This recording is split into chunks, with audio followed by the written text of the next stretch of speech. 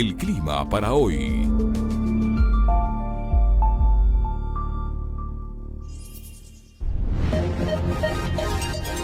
Muy buenos días con todos los radioescuchas. El pronóstico del tiempo previsto para este día, miércoles 16 de diciembre, en la ciudad de Quito es el siguiente. Tenemos un cielo despejado y poco nuboso, que irá incrementando ocasionalmente la nubosidad en el transcurso del día. Tendremos la presencia de lluvias y chubascos aislados al sur de la ciudad. Debido a la escasa cobertura nubosa, tendremos índices de radiación ultravioleta extremadamente altos, por lo que recomendamos a la ciudadanía tomar las debidas precauciones, especialmente en horas comprendidas del mediodía. La temperatura mínima registrada en la ciudad de Quito osciló los 9 grados centígrados y la máxima pronosticada estará entre 23 y 24 grados centígrados. Para la zona nororiental de Pichincha tenemos un cielo poco nuboso que irá incrementando ocasionalmente la nubosidad. Tendremos la presencia de lluvia tipo aislado en horas de la tarde. Para la zona noroccidental de Pichincha tenemos un cielo parcial nublado que irá a nublado. Tendremos la presencia de lluvias aisladas a finales de la tarde y la presencia también de niebla. Este fue un reporte de parte de Javier Macas desde el área de pronóstico hidrometeorológico del INAMI para Radio Pichincha Universal. Que tengan buen día.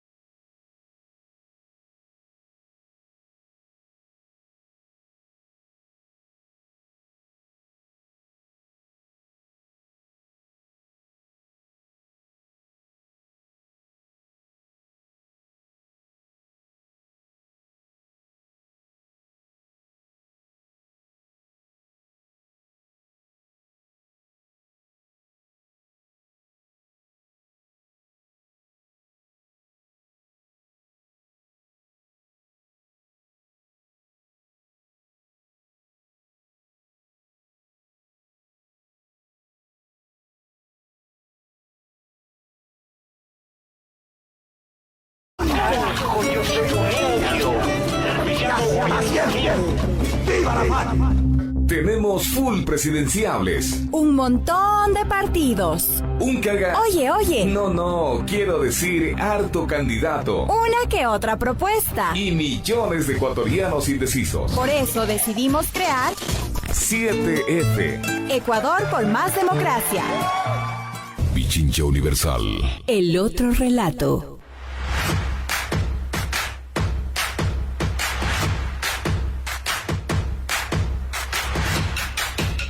Muy buenos días, queridos amigos, queridos público en general que nos escucha, sintoniza la señal de Pichincha Universal.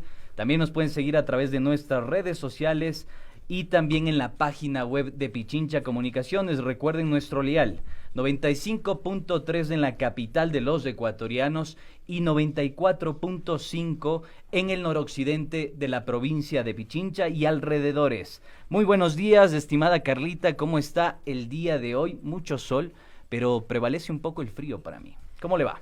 Hola, mi Andresito, muy buenos días, bienvenidos a Pichincha Universal. Ya les daba la bienvenida el Andresito Durán, gracias por estar aquí con nosotros, también a través de www.pichinchacomunicaciones.com.es y en las redes sociales también que nos siguen de Pichincha Comunicaciones. Al parecer sí, pero te cuento, yo sí muero con estos cambios de clima terroríficos, Sí, mi ¿no? querido Andresito, he pasado con unas A uno le da miedo dolores de agarrar una cabeza gripe ahí. terribles, así que bueno, por favor, a cuidarse muchísimo, que además de toda la crisis sanitaria que estamos viviendo, tenemos ya las gripes estacionales, así que a cuidarse mucho, por favor, a que nadie falte el 7F y en el 7F, por estar Y esperemos enfermitos. que el 7F sea inamovible. Es Esperemos. inamovible también, y por ahí andan bailando otra vez de que estábamos comentando hoy en la mañana con el Andresito, el de es merengue, no es merengue, es merengue, no es merengue. Les Hay gusta papeleta, bastante. no hay papeleta, hay papeleta y no hay papeleta. Ya, pues estamos así como que nos tienen Dejémonos ahí de cosas, nos bailando hacen bailar el merengue. merecumbe ahí un poco. Así es, mi querido Andresito. Pero le vamos a dar la bienvenida ya el día de hoy, 9 de la mañana con 12 minutos. Vamos a iniciar aquí 7F Ecuador por más democracia. Y el día de hoy tenemos un candidato a la presidencia de la República. El señor Pedro Freire estará con nosotros en un momentito. Así que bienvenidas y bienvenidos. Esto es 7F Ecuador por más democracia.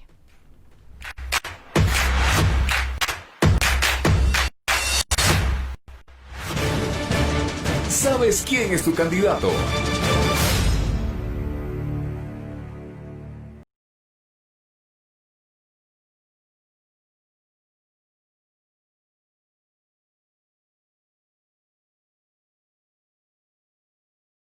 Mi compañera y confidente Carlita Coronel ya lo presentaba. Nuestro candidato invitado va a competir por la presidencia de la República. Considera que tiene el plan que el Ecuador necesita para desarrollarse en el ámbito económico, en los derechos humanos, en la salud, en la educación y otras hierbas. Pedro Freire es un abogado de 48 años y padre de 3 hijos. Lo conocen como analista político y experto de contratación pública.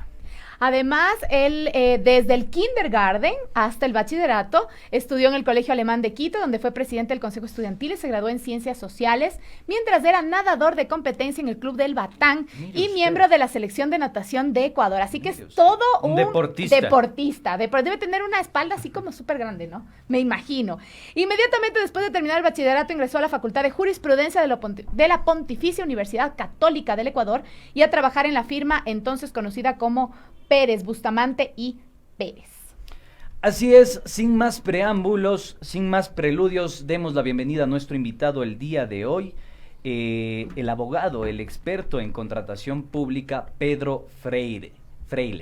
Pedro, me gustaría comenzar esta entrevista situando un poco cuáles son las pretensiones, cuáles son los objetivos, cuál es el plan en concreto para reactivar la economía del Ecuador. Tuvimos la oportunidad de leer este plan de gobierno y me da la sensación de que se utilizan, no me da la sensación, se utilizan muchos lugares comunes. Hay que luchar contra la corrupción, efectivamente hay que luchar contra la corrupción, hay que reactivar la economía, efectivamente hay que reactivar la economía, también se ve que es amante de las concesiones, en fin, ¿cómo solucionar el tema económico que hoy por hoy vive el Ecuador? Bienvenido. Buenos días, Carla, Andrés, muchísimas gracias por tenerme con ustedes en este espacio. Un saludo para todos sus seguidores y para todas las personas que nos escuchan por primera vez. Una precisión cortísima, yo soy Freile con L de Longo, Freile. no con R de rosca, es Freile. Pero Perfecto. por ahí vamos, digamos. Me sorprendió, No es lo mismo, pero es Carlitas, igual. me sorprendió Carla con lo del Club El Batán, creo que en ninguno de los videos había mencionado explícitamente el tema, sí, efectivamente mi club.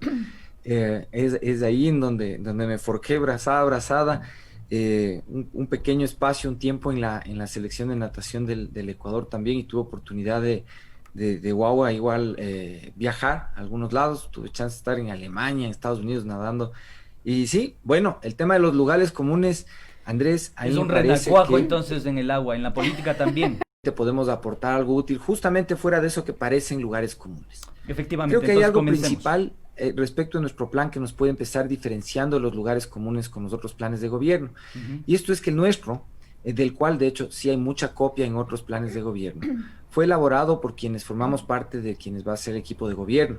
Yo escribí, o sea, el que hizo de redactor del secretario del plan de gobierno fui yo personalmente. No trabajamos a través de terceros asesores. Esto es hecho por nosotros mismos, con nuestros propios conocimientos, nuestra propia experiencia, probablemente también con nuestros propios errores, pero es hecho por nosotros.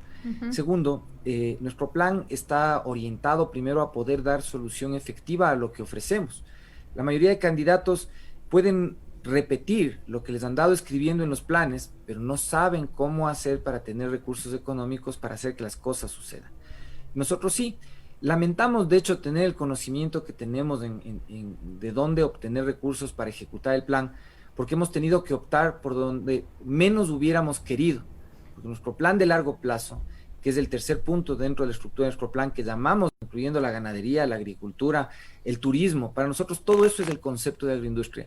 Parte de un primer momento que es recuperar la economía. Y como digo, ese nos hace caminar ahora por un camino que hubiéramos preferido no andar, pero que es el único disponible para tener dinero propio, y ese es el petróleo.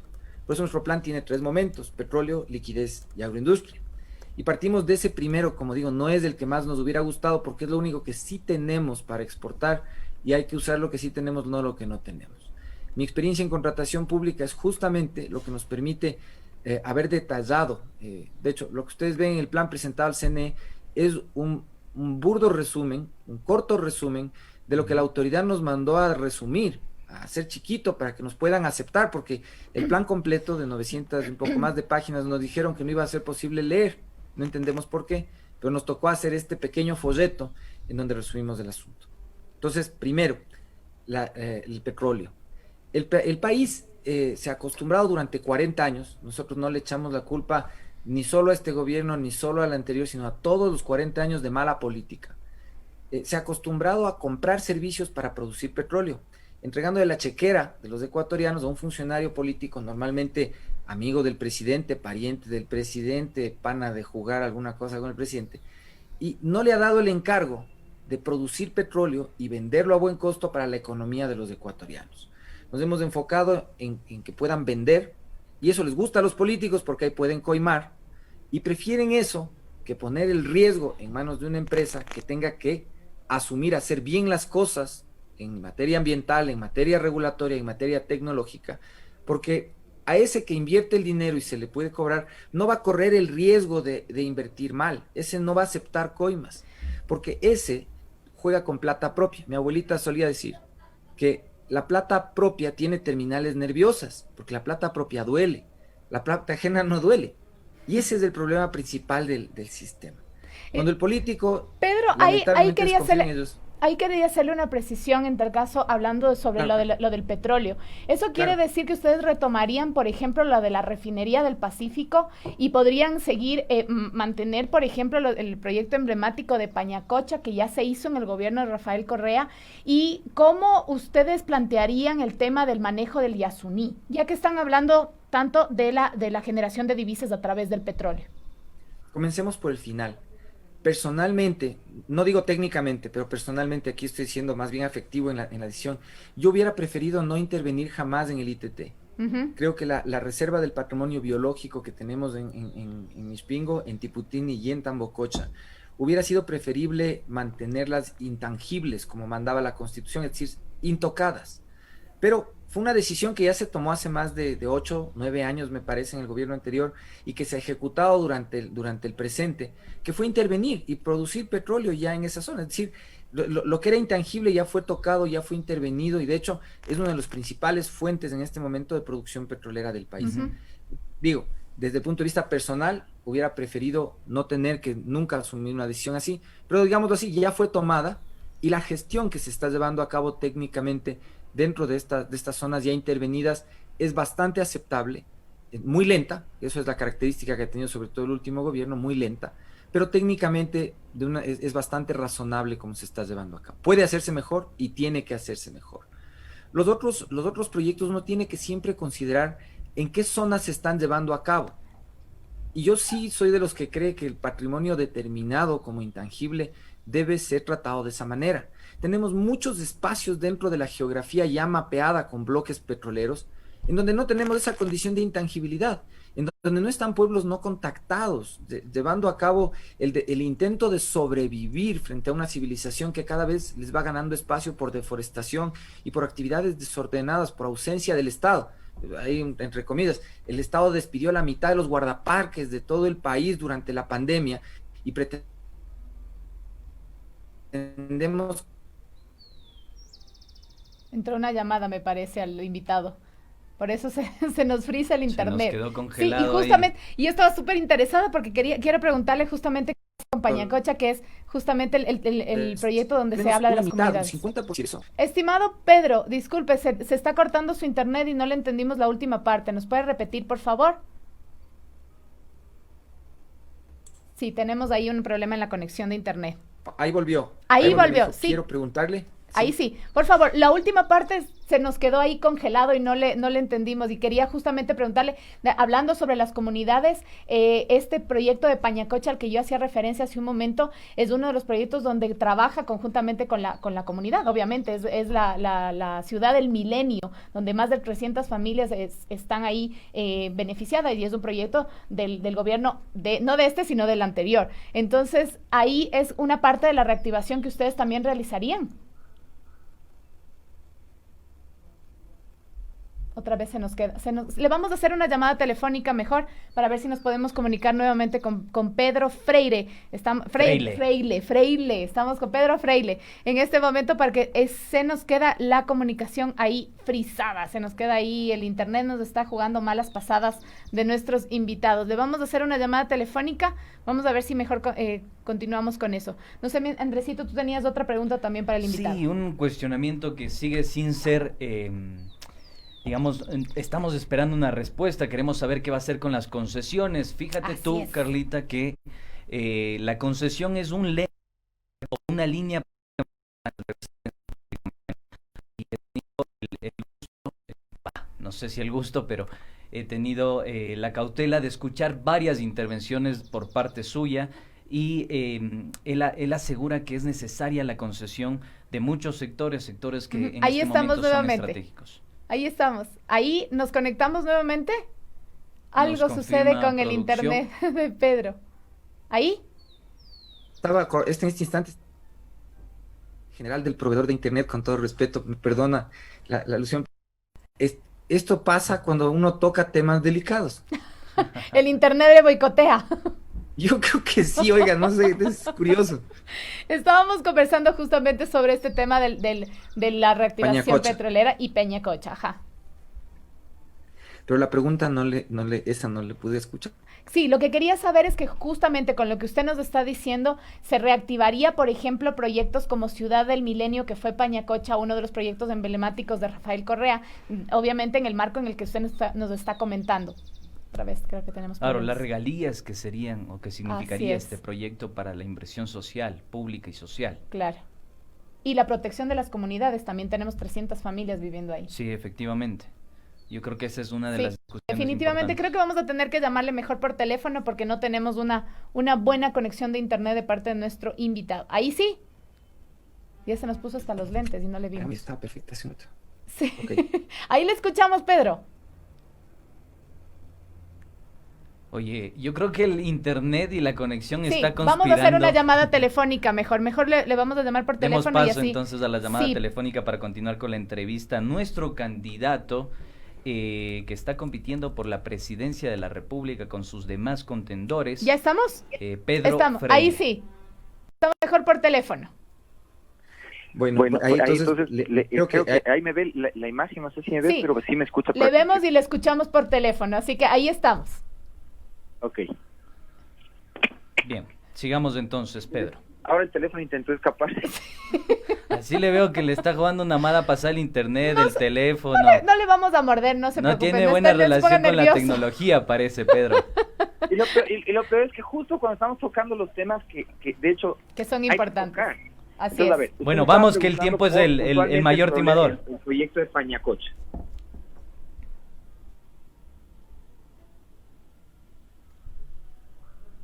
¿Me escuchan ahí? Sí, ahí Ahí. le escuchamos, ahí sí. Perfecto. Perfecto. ¿Cuál era la pregunta específica sobre Pañacocha? ¿Qué va a hacer con Pañacocha, estimado Pedro? ¿Cuáles son las perspectivas a futuro? ¿Va a sostener la inversión pública y social de parte de las regalías petroleras? ¿Qué hacer en el caso de Pañacocha? A ver, primero, no solo en el caso de Pañacocha, respecto de lo que, de hecho, el término regalías no es preciso dentro del sector petrolero, más bien es aplicable al sector minero. Lo que sí existe son lo que yo denomino cuotas de participación legal en la producción petrolera que provienen de la ley amazónica y que el gobierno de manera sistemática se ha esforzado en no respetar.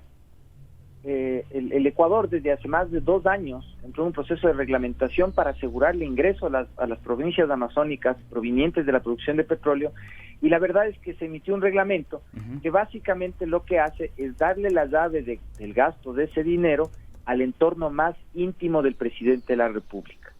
Y perdóneme, pero como ciudadano tengo que presumir que eso está mal, tengo que presumir que eso no le sirve a la gente en la Amazonía, tengo que presumir que eso en nada garantiza una redistribución inteligente de esos recursos, aunque la ley en espíritu sea correcta. Entonces, eso tiene que enmendarse y de hecho es cuestión solo de voluntad política. Pero vamos ahí con 2 criterios: respetar zonas intangibles. Segundo, cumplir la ley con un reglamento que no sea mañoso sobre la repartición de ingresos. Aquí estamos hablando hasta ahorita solamente de lo que es producción petrolera y con proyectos que están en funcionamiento. Proyectos que de hecho están en funcionamiento con contratos en este instante que benefician el gasto y no el resultado económico. De acuerdo, Pedro, pero ¿usted va a sostener de alguna forma la concesión? ¿Qué mecanismo va a utilizar usted para de alguna forma darle esa rentabilidad al sector petrolero, a los sectores estratégicos? Porque yo lo que quisiera que nos responda en ese sentido es: ¿qué mecanismo va a utilizar usted para generar la riqueza que el Ecuador necesita y justamente esta necesidad de divisas que precisa en este momento la situación económica del país?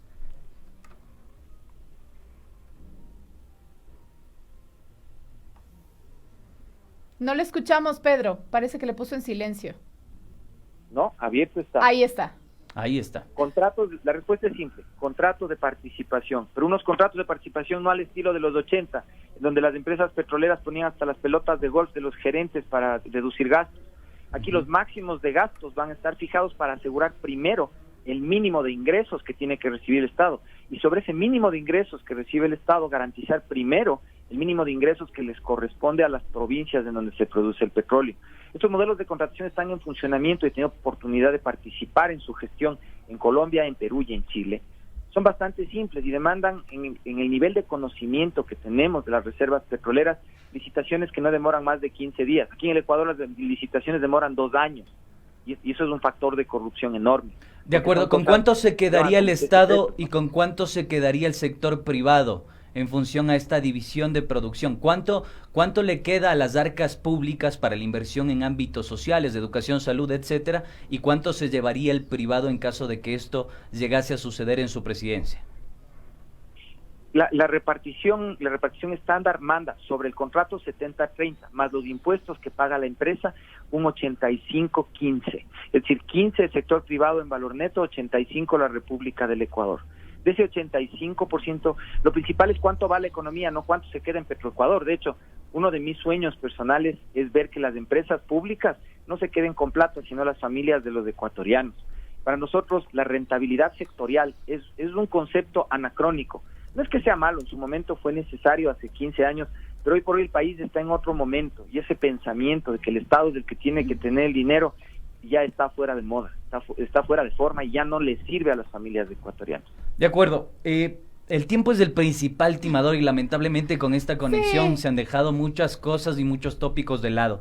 Pero nos gustaría entrar en materia sobre un cuestionamiento, un discurso que usted anunció hace pocos días de que es necesario aplazar las elecciones. Escuchemos el video, volvemos a estudio, comentamos y viene la pregunta, estimado Pedro. Gracias, Andrés, perfecto.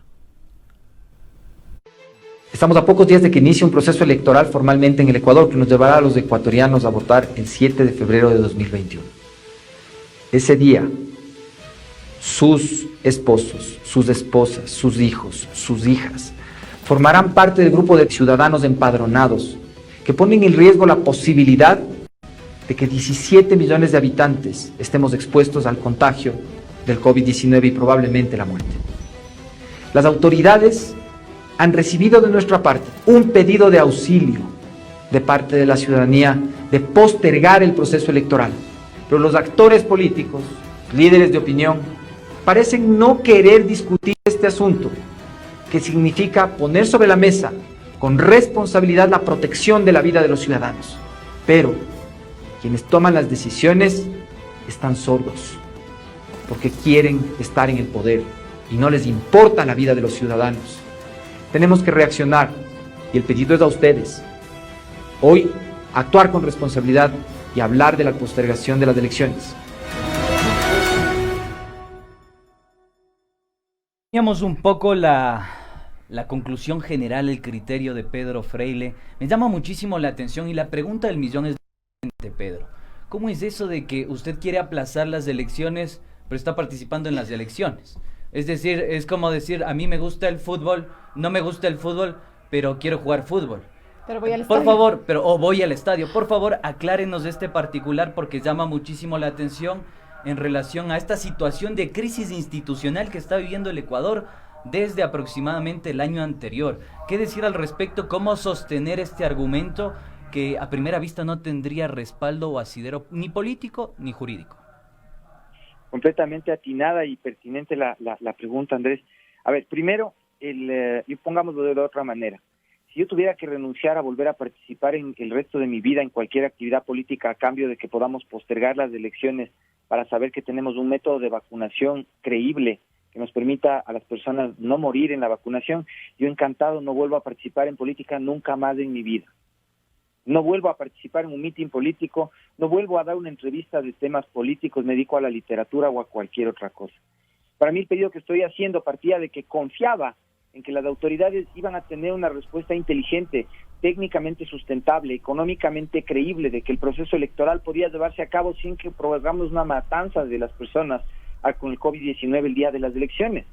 Pero participando como participo en el Consejo Consultivo de la Democracia, donde estamos todas las organizaciones políticas, tengo que decirle que la medianía, el nivel de mediocridad, impreparación, falta de recursos que tienen las autoridades electorales no puede permitirnos creer de una manera mínima en que es confiable un proceso en el que lo que vamos a hacer es provocar una infestación masiva de COVID. Estimado Freire, estimado Pedro, ¿por qué se hizo en otros países? Por ejemplo, Estados Unidos fue a elecciones, y sea lo que sea, si no tenemos elecciones del 7 de febrero, de todas maneras, los ciudadanos igual sigan haciendo su vida, porque la gran mayoría de los ecuatorianos dicen, si me quedo en mi casa, me muero de hambre. Si salgo, me puedo morir de COVID. Entonces, todos estamos saliendo a trabajar. Entonces, esperar a que llegue la vacuna, tomando en cuenta todo lo que está sucediendo en estos momentos, que hay la de Pfizer, que hay la de Sputnik, que no sabemos si es que habrá una concesión entre lo público y lo privado para que nos puedan vacunar, que además se necesitan contenedores especiales bajo no sé cuántos grados, bajo cero.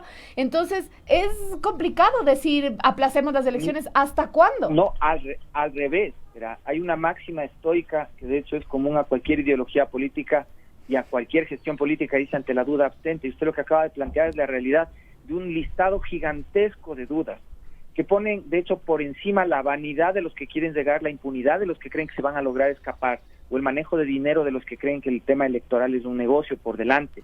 Y eso no es respetable, ni podemos respetar los ecuatorianos. Vea, todos tenemos que privilegiar salir a trabajar y nos toca. A mí, igual que a usted, me toca todos los días, porque además, mientras soy candidato, tengo que salir a seguir trabajando para poder comer. No es que puedo estar sentado todo el día dedicado a ser candidato. Yo tengo que trabajar todos los días para vivir y tengo que hacerlo en la condición de la pandemia. Pero es muy distinto el esfuerzo individual que hacemos para movernos que movilizar 13 millones de personas en un solo día de una manera que no acaba de estar clara de ninguna manera para garantizar las medidas de salud.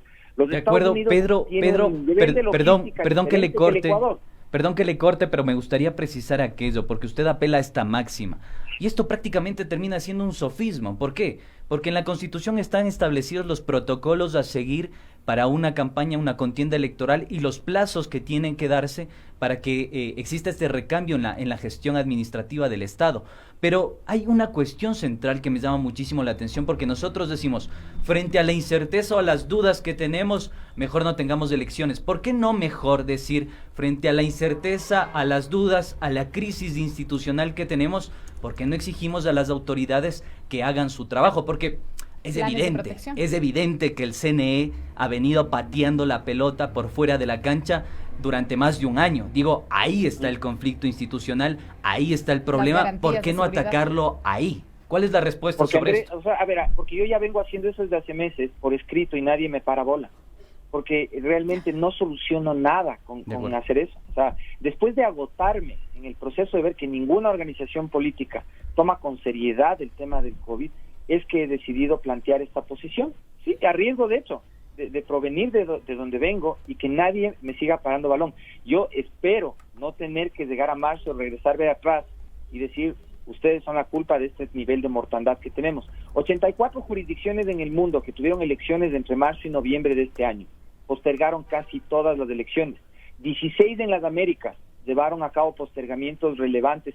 Chile se hizo el referéndum 7 meses después para poder garantizar condiciones de voto.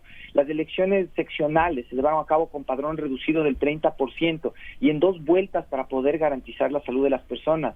En Francia el balotaje sobre las elecciones seccionales se ha quedado en suspenso ante la imposibilidad de garantizar la vida de los proveedores de servicios esenciales, como les dicen ellos. En nuestro caso, el personal de primera línea, que son quienes están en las juntas receptoras del voto y la fuerza pública, que si no están vacunados van a probablemente contagiarse. La fecha en un papel como la Constitución, perdón, yo soy abogado, pero le voy a decir esto, la vida de un ser humano vale más que cualquier papel. La Constitución no es más que un papel, es una entelequia y no tiene valor alguno, porque además es una agonizante Constitución la que tenemos frente a poner en riesgo la vida de una sola persona. Y como le digo, yo estaría encantado, si es que podemos mover 6 meses a las elecciones, de que no tenga el público que volver a escuchar a una persona que plantea cosas como esta y sobre todo que lesiona los intereses de los políticos. Yo me abro si es que es para salvar la vida de un ecuatoriano.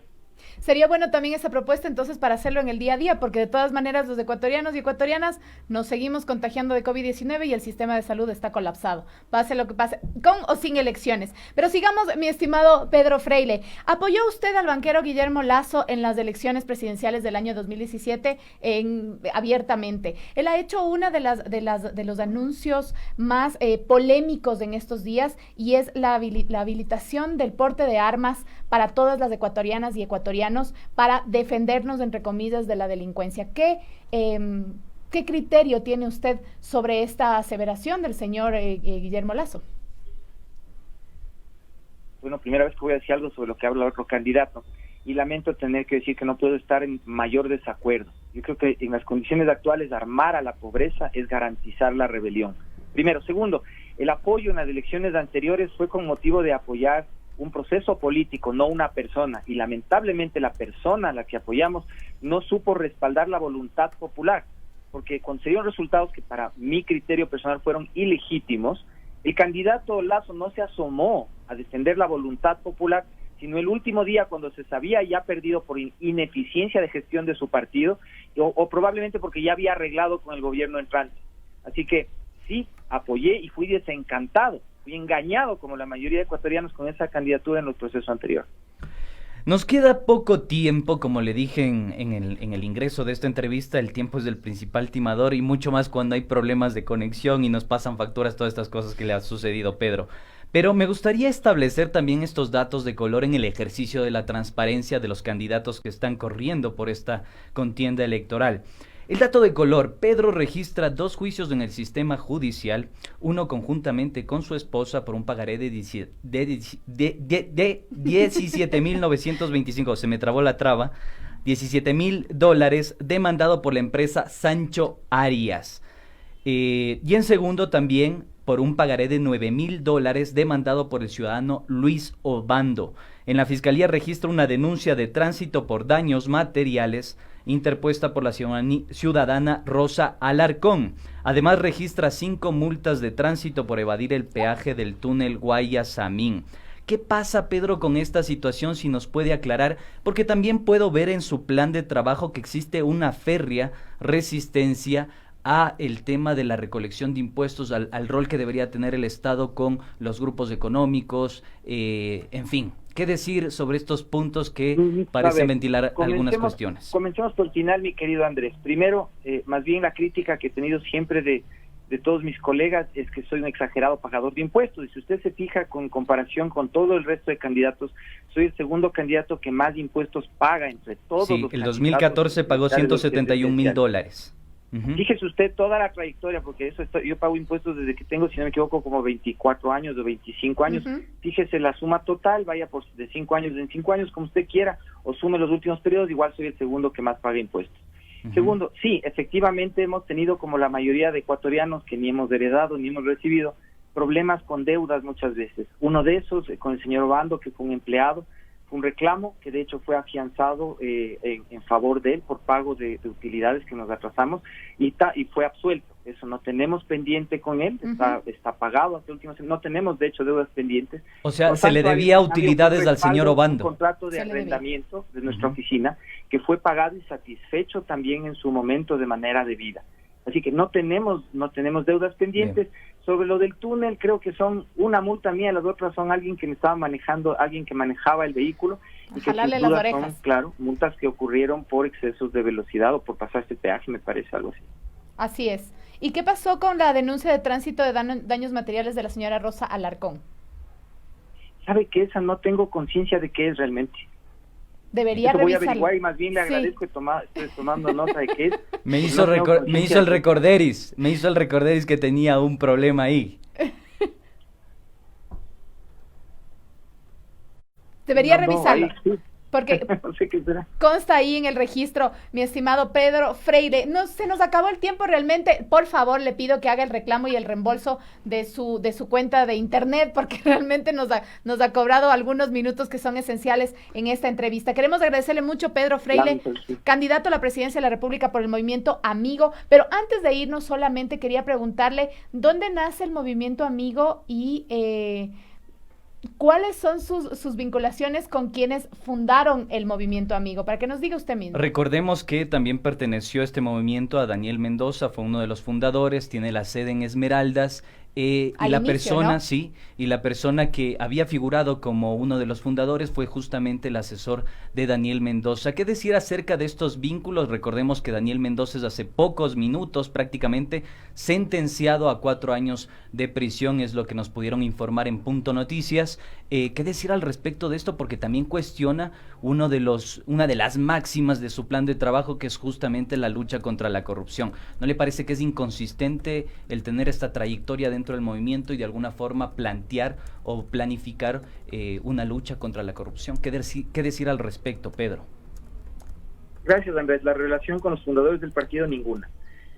Ninguna, y plenariamente simplemente ninguna. Yo vengo de un proceso ciudadano que se denomina el Quinto Poder, que accedió a este movimiento, de hecho un intento de acceder a varios movimientos políticos entre junio y agosto del año pasado. Nosotros estamos al frente desde agosto del año pasado, y para nosotros, desde el punto de vista de la investigación legal que llegamos a cabo, y de hecho le sugeriría precisar las fuentes que está utilizando, ni el asambleísta Mendoza ni el asesor de él, que están condenados en los temas de Montecristi, han formado jamás parte de los registros de este movimiento.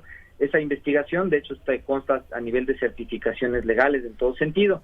Los temas políticos para nosotros, que pasaron antes de que estemos, no son de relevancia, no nos importan. Lo que nos importa es que la organización... ¿Cómo no van a ser ¿Cómo no va a tener relevancia, Pedro? Es legal, si es personas que están en este momento sentenciadas jurídicamente. Cumple con todas las normas del sistema de organizaciones políticas bajo el Código de la Democracia. Permítame discrepar, tiene relevancia, hay trayectorias, hay recorridos políticos, hay vinculaciones con un sistema organizado para el tráfico de influencias, compra de puestos, digamos, es una maquinaria que operó en este gobierno. ¿Cómo no va a tener relación con algo que enviste su candidatura? Son las autoridades judiciales tienen que lidiar con todos los que durante los últimos 14, 15 años han hecho, y que se migran de partido en partido y no atienden a la justicia, y evaden las difusiones de captura internacionalmente y buscan impunidad a través del sistema democrático. Pero esos son asuntos con los que los ciudadanos no tenemos que ver. Para nosotros todos los partidos políticos, si están legalmente constituidos, pues eso es lo que son, vehículos legales. Las historias anteriores no nos convocan, porque no estamos aquí para juzgar a las personas. Nosotros corremos para el desarrollo de la función ejecutiva, no somos jueces ni fiscales. Vamos a darle los recursos que necesitan independientemente estos órganos, sí, para perseguir la corrupción, pero no es nuestro asunto andar juzgando a nadie. Sabemos que el sistema está roto y tenemos que componerlo. y esa es la misión que asumimos. Pero sobre actos que no son nuestros, Andrés, con todo respeto, yo no puedo responder, no quiero responder, no es mi asunto, porque la organización que yo personalmente represento hoy por hoy, de la cual soy presidente nacional, es formada por las personas que estamos al frente de esta organización, no por quienes hayan estado o no o en otro tiempo.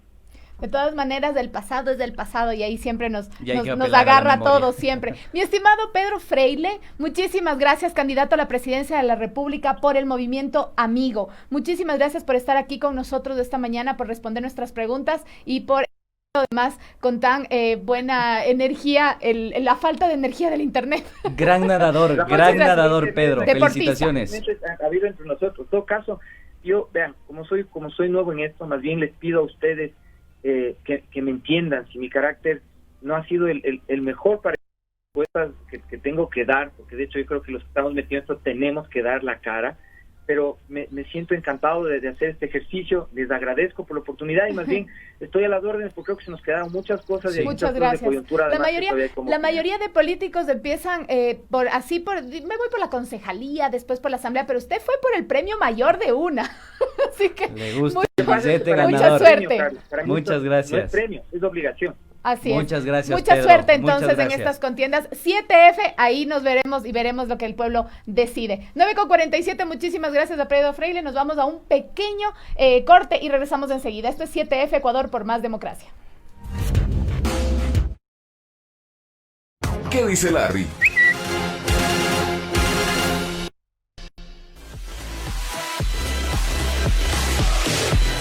Ahí escuchábamos un poco el merengue politiquero de algunos candidatos a la presidencia de la República. Como dice mi amiga, es merengue, no es merengue. Me gusta la política, no voy a participar en política para pedir que no se haga política, pero a la final termino haciendo política. Un poco ese es el cauce confusional prácticamente. Medio confuso. Nos confusiona. Efectivamente, pero bueno, tenemos nuevas novedades para ustedes.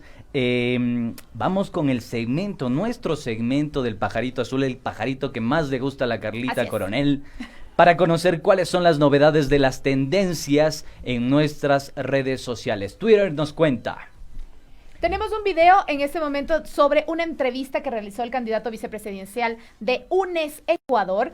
Carlos Rabascal informó que el Tribunal Contencioso Electoral admitió nuevo recurso en contra de su binomio, pese a que ya está inscrito y calificado en firme. Oiga, ya parece relación tóxica. No, esto ya Oiga, no tiene y otra nombre. vez es merengue, no es merengue. ¿Tenemos o no tenemos papeleta? Escuchemos y veamos el video de lo que dijo el señor Rabascal en una entrevista que tuvo hace unos días.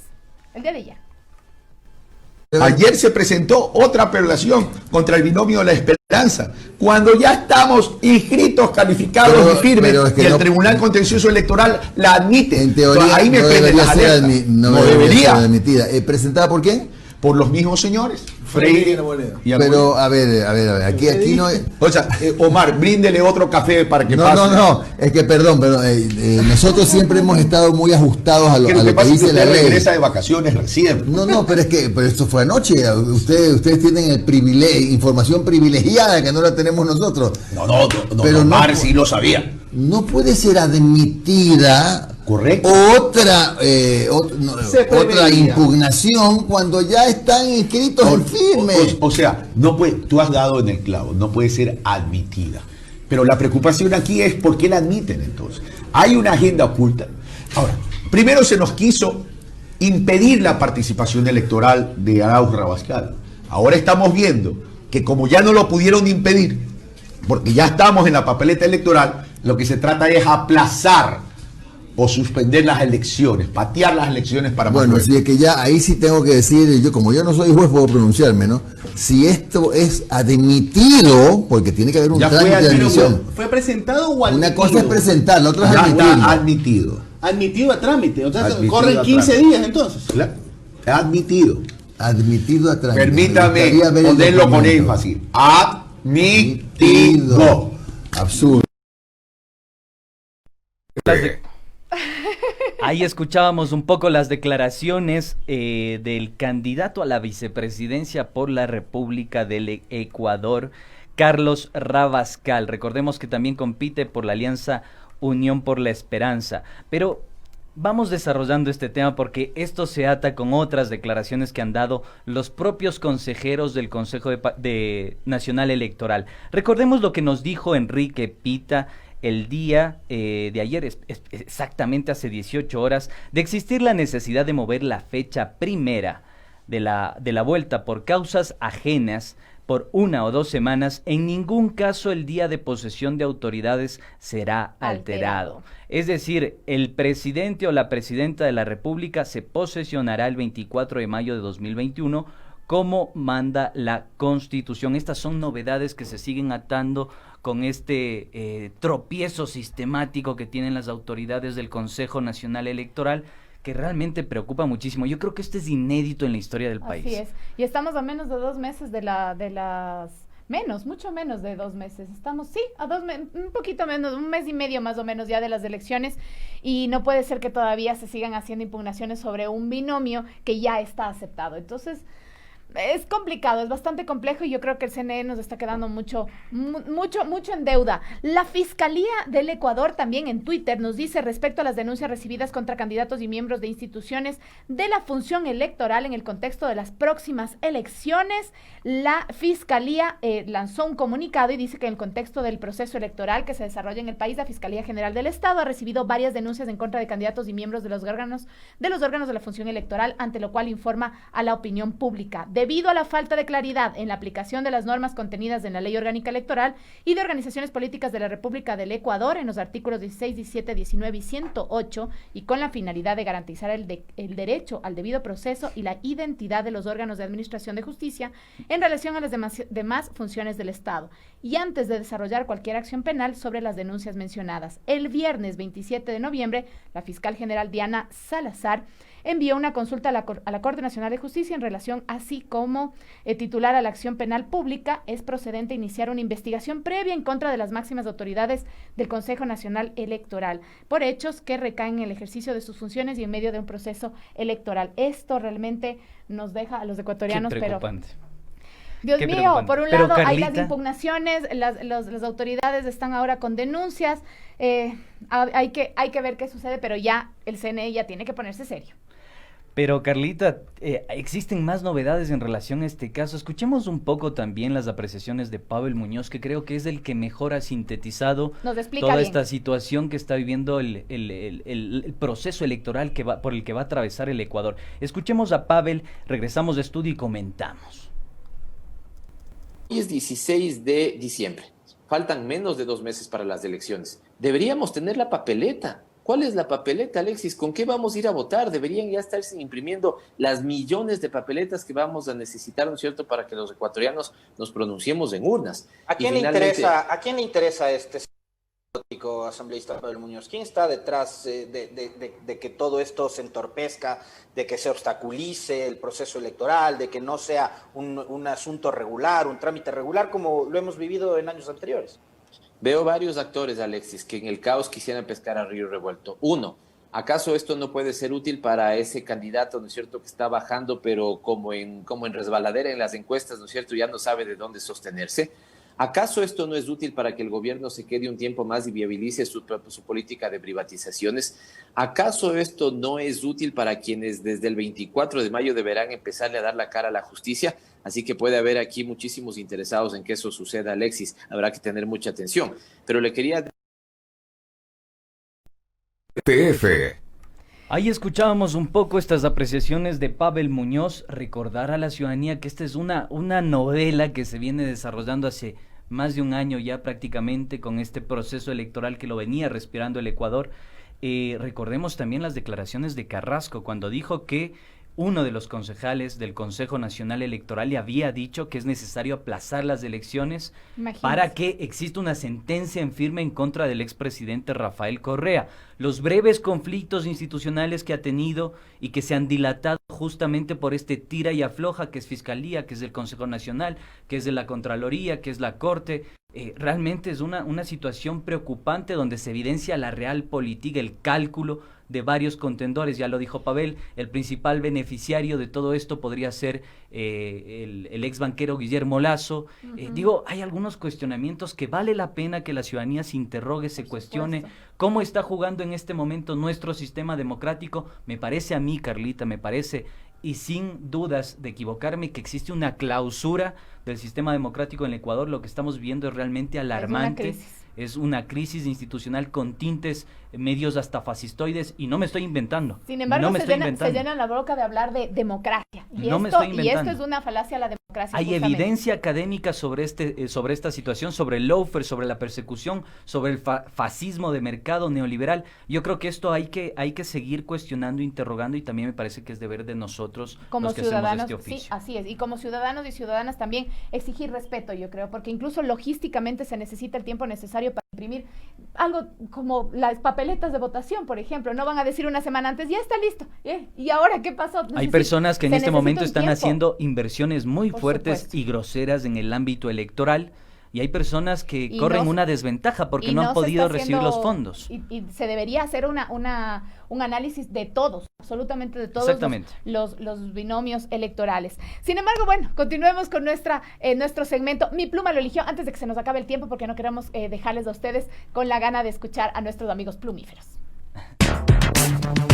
Mi pluma lo eligió.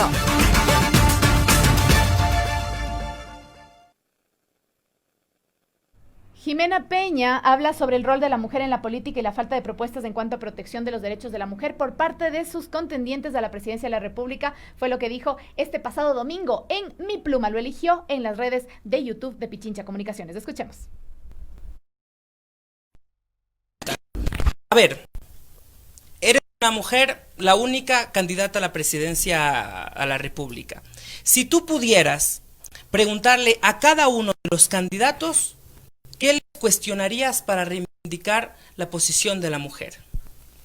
A todos los candidatos que les uno por uno, los paras uno por uno. Venga, en fin, ¿qué pasen ahorita, por favor? Ponte aquí, ven, Arauz, ven acá y todos así. ¿Qué le preguntarías?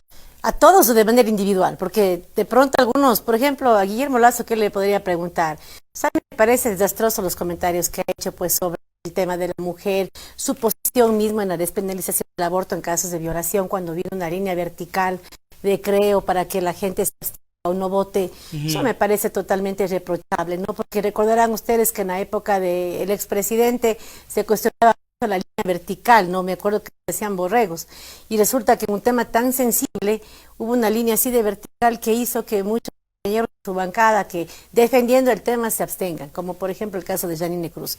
Eso particularmente le pudiera cuestionar al señor Lasso, el hecho de que un tema tan sensible.